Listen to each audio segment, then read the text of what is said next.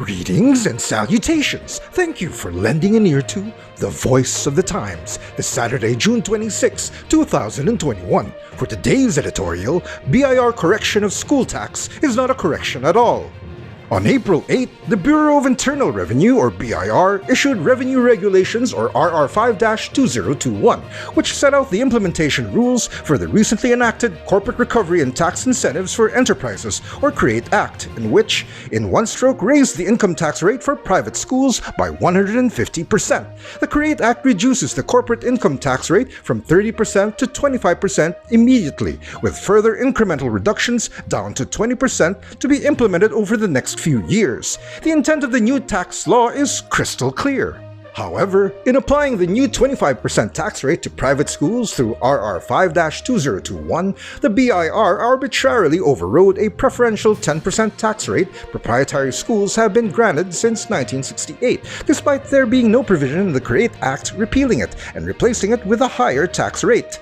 In addition, RR5-2021 also wipes out a temporary provision in the CREATE Act that reduced the 10% tax rate to 1% during the pandemic as a form of economic relief for schools. In effect, the BIR has used a law which has the singular goal to reduce corporate income taxes to instead impose a tax increase of 250% on proprietary schools until July 2023. The expiration of the temporary 1% rate set out by the CREATE Act, and 150% thereafter.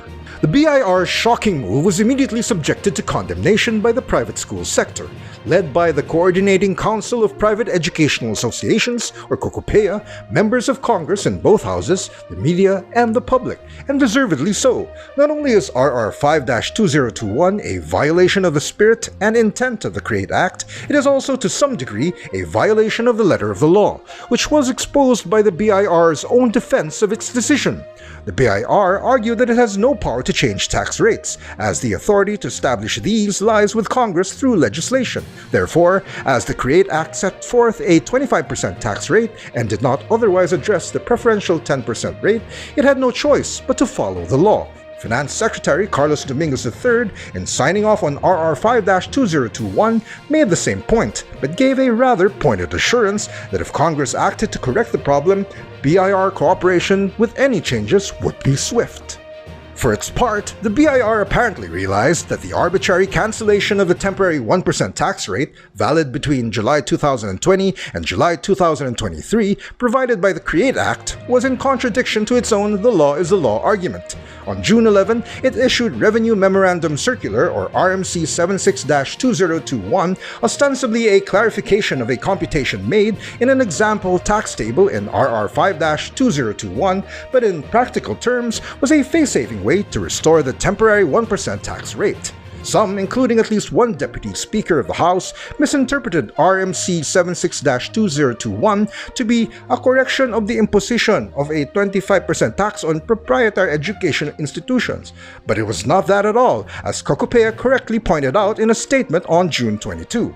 While the BIR did fix the problem with a temporary rate, RMC 76-2021 does not in any way address the 25% rate that will be imposed on proprietary schools once that temporary rate expires.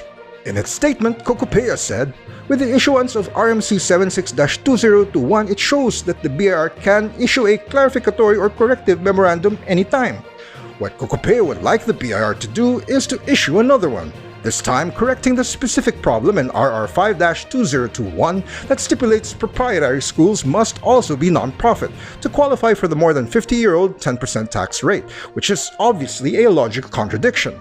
We certainly agree with COCOPEA that the BIR can and must immediately take the step. By the same token, the best way to absolutely clarify the situation would be through supplemental legislation.